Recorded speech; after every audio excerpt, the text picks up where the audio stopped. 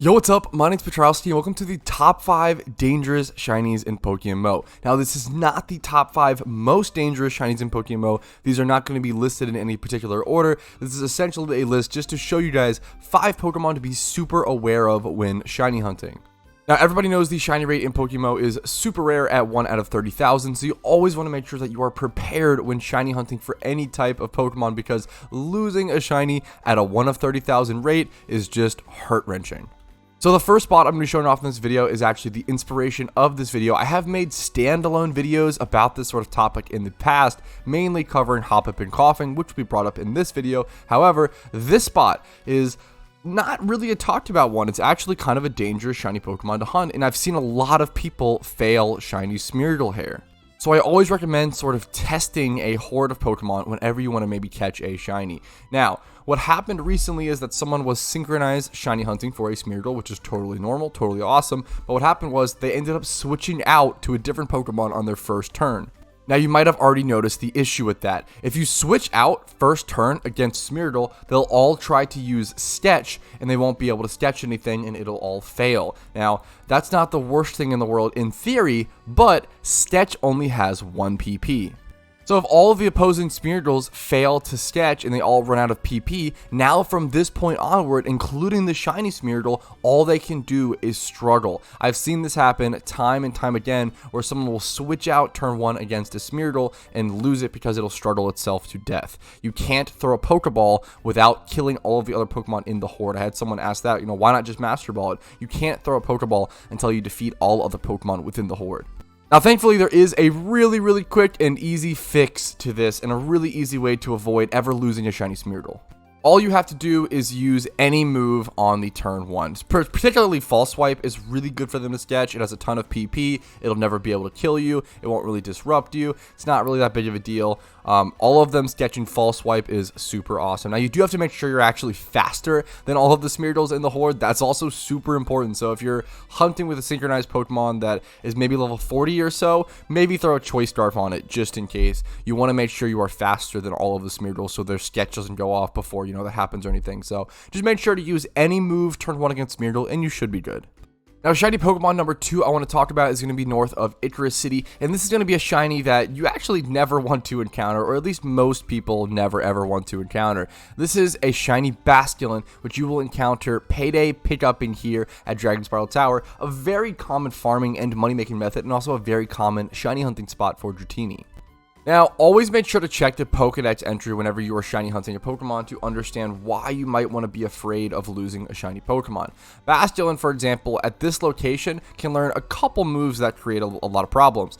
First of all, it can learn Takedown, which does recoil damage, so you never want to False Swipe a Basculin here and put it to 1 HP. It can learn Final Gambit, which pretty much all of these Basculins have, which instantly kill the Pokemon. The user faints immediately, but does damage equal to the user's HP, and they can even learn like Double Edge or Head Smash, which also can do recoil, massive recoil even. So a lot of recoil damage, a lot of Final Gambit self-sacrificing. Now, the best way to deal with a Basculin is actually just a high-level ghost Pokemon. Now, Golurk is not the best example because it is a water type, obviously fish, and Golurk is ground type, so I'm going to take a lot of damage from his Aqua Tails and everything, but as long as he doesn't, sort of... Obviously, you shouldn't attack. You probably just Pokeball either, or Pokeball as well. So you can like fish with your mouth and essentially switch over to Golurk or whatever high level ghost type, and you should be safe.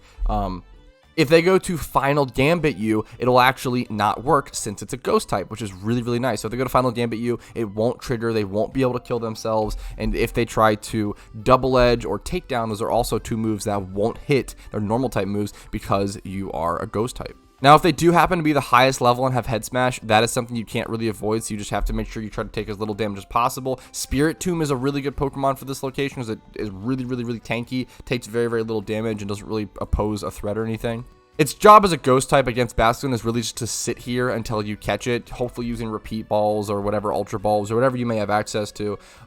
You really just want to have it sit in front of it, not let it kill itself until you're able to catch it. Master Ball it if you have to, but most people try to avoid Master Balling. And here's another great example why I usually bring 2 ghost types to this location. He actually just went ahead and used Soak against me. You definitely want to bring 2 ghost types if possible against Basculin, because if that happens and he like final gambits here or whatever here, you'd have to switch out different Pokemon. You have to make sure you have 2 ghost types. So bring 2 ghost types to Basculin. It's actually really, really important, because now he is able to take down me and actually do damage to me and still take recoil, which is a little scary.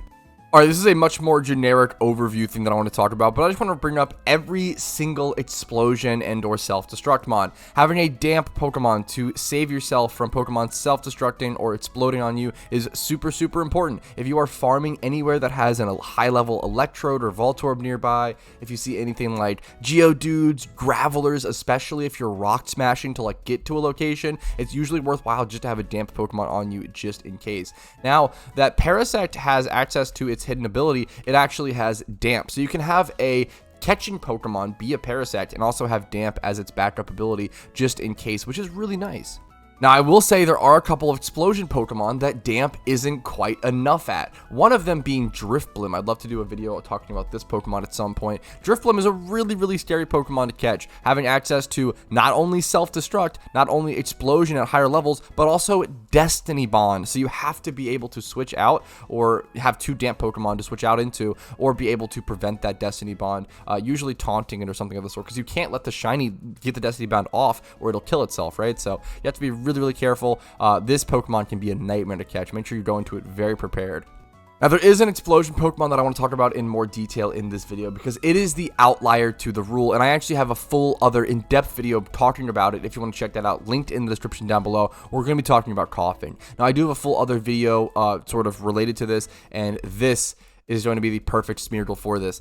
Coughing is one of the few shiny hunts in the entire game where you probably have to build, from my understanding, you have to build an entire Smirtle, an entire specific Pokemon just set to dealing with it, because coughing now has reactive gas, and what reactive gas does is that it cancels your Pokemon's abilities. So if you have a damp Quagsire in the battle against a horde of coughing, what happens is they will essentially if one of the 5 has reactive gas, not even just the shiny, but if one of them has reactive gas, it'll cancel your damp ability, allowing them all to self-destruct and explode into the face of your damp Pokemon. Now, the only way to get around this is a very specific set of moves on this Smirtle. Imprison self-destruct. That is what you need, and you need to keep your Smirtle in. Essentially, what you're going to do is you're going to load into a battle against coughing. You're going to hit Imprison. That is going to allow them to no longer use any of the moves that your Smirtle has. Imprison.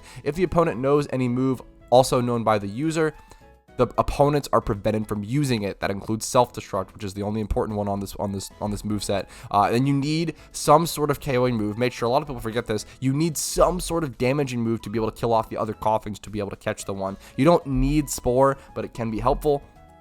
But you absolutely need some sort of damaging move. That is super important. Now, something quick to note, my Smirtle does not have the best defense nature and does not have the defense IVs. Now, something I noticed here, I'll show you guys a test battle, and always do test battles if you want a shiny hunt, especially something dangerous. Something I learned from test battles is that these things actually do a lot of chip damage. If they poison you, which they can do with tons and tons of moves, I had my Smirtle level 100 dying to hordes of coughing that are like level 25 or so, right? 28.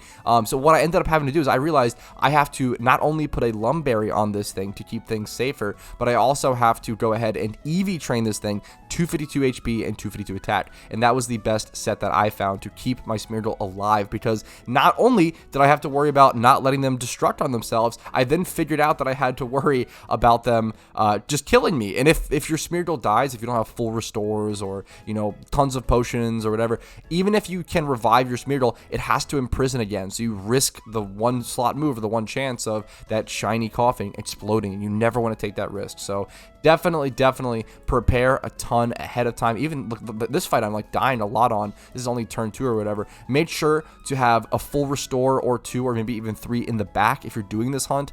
Very scary hunt. Make sure to have potions, antidotes, revives. Put a Lumberry on your Smirtle. That's what I do personally.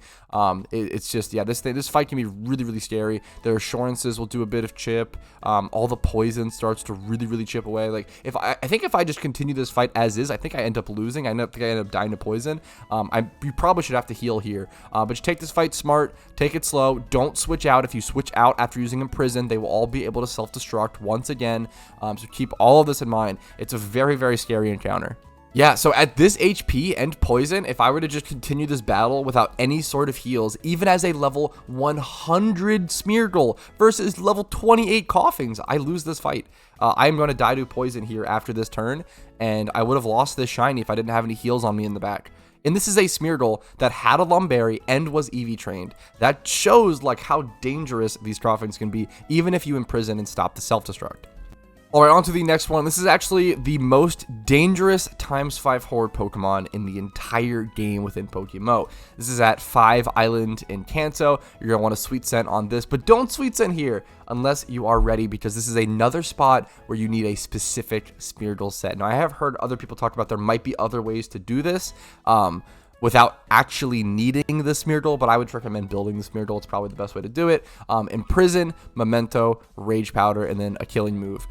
You absolutely have to imprison off Memento and Rage Powder. We're of course talking about Hoppip. Hoppip is an extremely scary Pokemon. I have a whole video dedicated to this. Once again, will be linked in the description down below. Check that out for a more in-depth covering of this spot. Really intense spot. So these Hoppips have access to Memento, which instantly kills them, and they also have access to Rage Powder. Rage Powder is really scary because it has a +2 priority. So what happens with Rage Powder is essentially, let's say the shiny Hoppip was on the far left, and you are trying to clear out and kill the Hoppip on the far right. I'm gonna not imprison and show you guys what happens. So I'm trying to kill the one on the far right. Okay, terrible example, but essentially what would happen is if the shiny Hoppip used Rage Powder, you would kill it. That's the point that you're trying to make, and that is terrifying. That is terrifying, and it's really sad and really scary. I'm pretty sure Rage Powder also draws things like Taunt, which is another insane thing.